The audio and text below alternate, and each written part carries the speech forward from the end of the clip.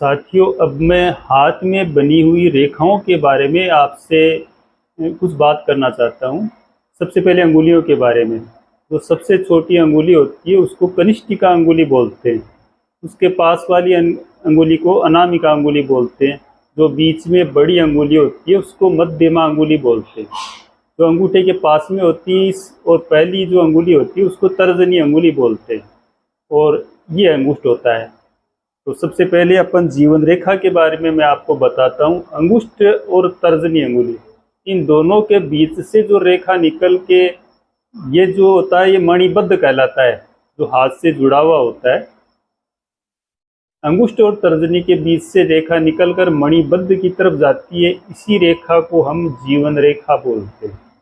ये जितनी लंबाई पर निर्दोष रूप से जाती है उतनी आयु ये जातक की दर्शाती है।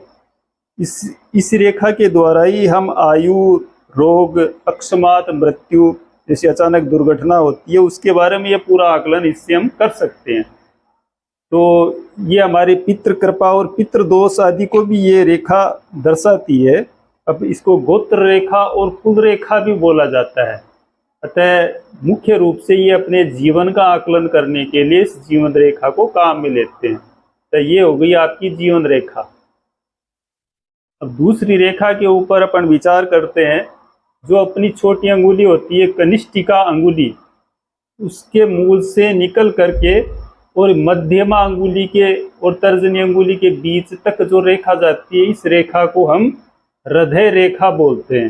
हृदय रेखा, इस रेखा के द्वारा जातक की हृदय की स्थिति को देखा जाता है। हृदय रोग के बारे में इसका विचार किया जाता है। और आयु को निर्धारण करने में हृदय रेखा का भी बहुत बड़ा रोल होता है।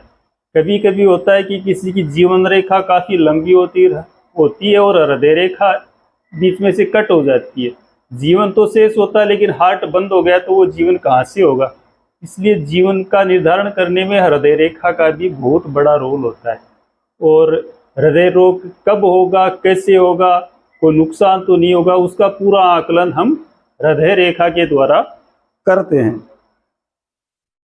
फिर तर्जनी अंगुली और अंगुष्ठ के बीच से एक रेखा इधर से निकल के एकदम सीधी जाती है, जो सभी जातकों के हाथ में पाई जाती है। इस रेखा को बोलते हैं मस्तिष्क रेखा।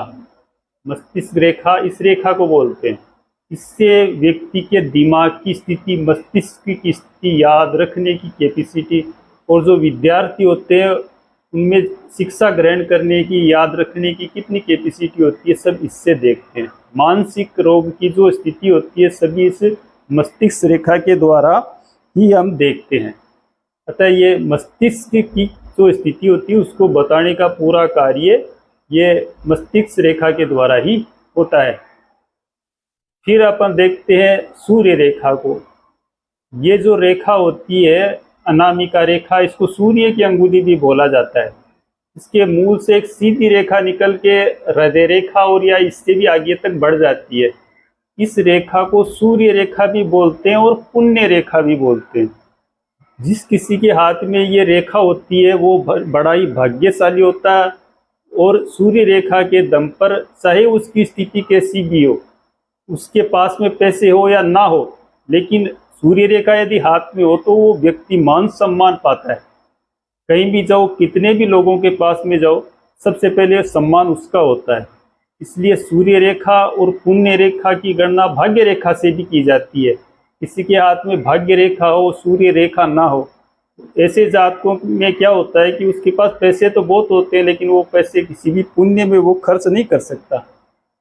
एक बात ये होती है, जिसके हाथ में ये सूर्य रेखा होती है वो जातक दिल से बहुत ही अच्छा होता है, दूसरों का अहित नहीं कर सकता। इसलिए इस रेखा को पुण्य रेखा बोलते हैं। ये हर किसी के हाथ में नहीं पाई जाती। जो भाग्यशाली होते हैं, धर्म कर्म में विश्वास रखते हैं, भगवान पे विश्वास रखते हैं, उन लोगों के हाथ में ये अनामिका के मूल में जो रेखा निकलती है वो सूर्य रेखा होती है। और ये सूर्य रेखा भाग्यशाली लोगों के हाथ में ही पाई जाती है। अब अपन बात करते हैं भाग्य रेखा के बारे में। इस जीवन रेखा से सटके और मणिबद्ध से एक रेखा निकलती है, यहाँ से इसके पास से होके और सीधी ये रेखा जाती है शनि पहले अंगुलियों के बारे में बता देता हूँ आपको। ये बुध की अंगुली होती है, ये सूर्य की अंगुली होती है, ये शनि की अंगुली होती है, ये बृहस्पति की अंगुली होती है। तो ये मणिबद्ध से निकलकर सीधी रेखा शनि पर्वत तक जाती है। इस रेखा को बोलते हैं भाग्य रेखा। ये रेखा है भाग्य रेखा, ये भाग्य रेखा है।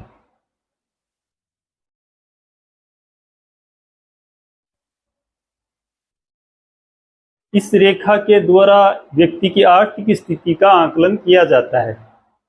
ये रेखा किसी के हाथ में नहीं होती और ये सूर्य रेखा होती है, तो इस रेखा का ये सपोर्ट करती है। ऐसा नहीं ये रेखा ना हो, सूर्य रेखा हाथ में होती है तो भी वो भाग्यशाली होता है, लेकिन सूर्य रेखा और भाग्य रेखा दोनों जिसके हाथ में होती है वह रेखा इसके कारण से वो व्यक्ति धर्म कर्म में भी रुचि रखता है और पैसों की उसके पास में कोई कमी नहीं पड़ती, जीवन में उतार चढ़ाव नहीं आते जिसके हाथ में दोनों रेखाएं होती है।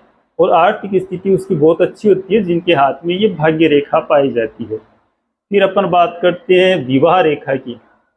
हृदय रेखा और छोटी अंगुली के बीच में ये रेखा होती है, ऐसे सीधी खड़ी रेखाएं।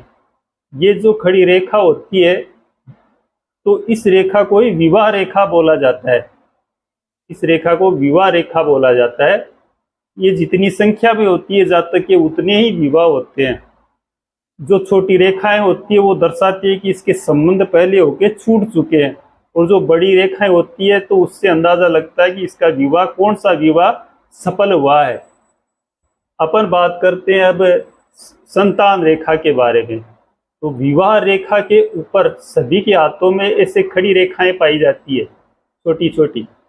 इन रेखाओं को संतान रेखा बोलते हैं। जो रेखा बड़ी होती है वो उतने बच्चे लड़के, और जो छोटी रेखाएं होती है उतनी बच्चियों के बारे में ये दर्शाता है। तो ये रेखा हो गई संतान रेखा। अब अपन बात करते हैं स्वास्थ्य रेखा के बारे में। इस जीवन रेखा से निकलकर इस तरह से इस मस्तिष्क रेखा को काटती हुई बुध तक जो रेखा जाती है, इस रेखा को बोलते हैं स्वास्थ्य रेखा। ये स्वास्थ्य रेखा का एक नियम है, ये सीधी और अच्छी स्थिति में होनी चाहिए हाथ में जातक के, तब तो होता है स्वास्थ्य अच्छा।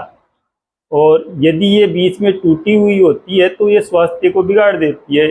जिसके हाथ में टूटी हुई बनती है उसका जीवन लगभग स्वास्थ्य खराबी में निकलता है, स्वास्थ्य उसका खराब रहने लग जाता है। अतः इस स्वास्थ्य रेखा के विषय में कहा गया है कि ये स्वास्थ्य रेखा हाथ में न हो तो ही अच्छा है, यदि हो तो निर्दोष होनी चाहिए और ना हो तो बिल्कुल होनी नहीं चाहिए।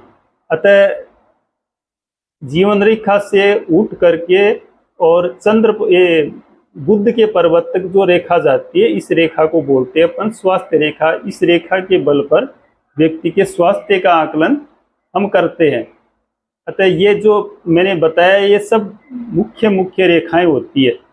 अब अपन पर्वतों के बारे में बात करेंगे अगले वीडियो में।